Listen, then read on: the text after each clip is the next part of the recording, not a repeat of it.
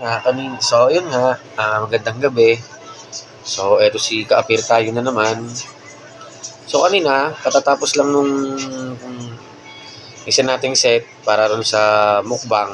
Kasi tagal ko na wala sa eksena. Bumabawi tayo dun sa mga taga-panood natin. At kanina nga, dapat magbablog ako ng kakainin ko yung malalaking limasag. Kaso nagdalawang isip ako. Kaya yung gulay yung tinira ko. Yung nakalahok na gulay yung tinira ko. Ang dami nang umulit na na sige na daw, kumain daw ako. So, ito, dalawa. Ang lalaki niyan. Pero, kung hanggang saan lang kakayanin ko, ha? Grabe, olige. Kung hanggang saan lang yung kakayanin ko, ha?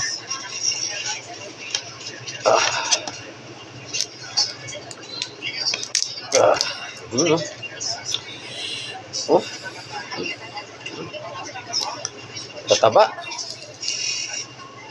Sabi na natin sikip. Muna tayo.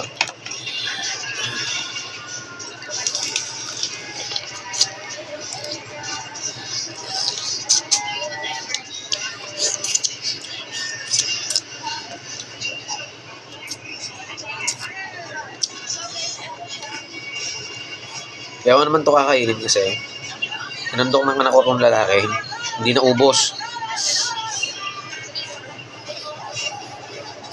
Sayang magtapon ng pagkain. Yung iba walang nakakain.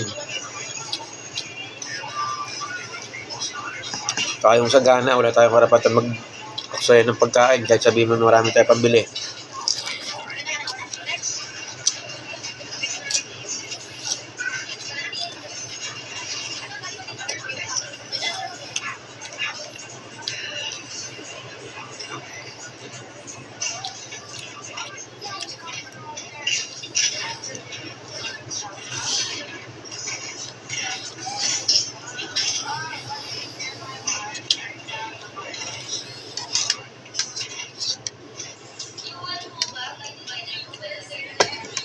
Alam niyo ba na every time na nagkakapera ako,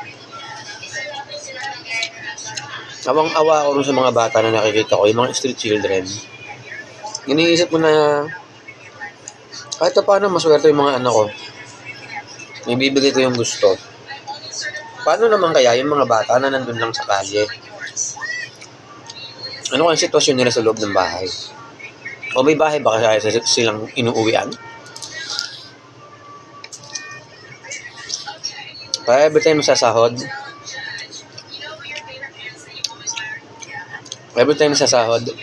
or every time na magkakaroon ako ng pera, real talk to alam to ng mga taong nakakakilala sa akin. Real talk to. Papaluto ako, magpaparepack, binibigay ko rin sa mga bata. Kung sino yung makita ko sa daan, kilala ko man yan o hindi, basta't may nakasalubong ako, na bata na nanghihingi, hindi. Gaw lang.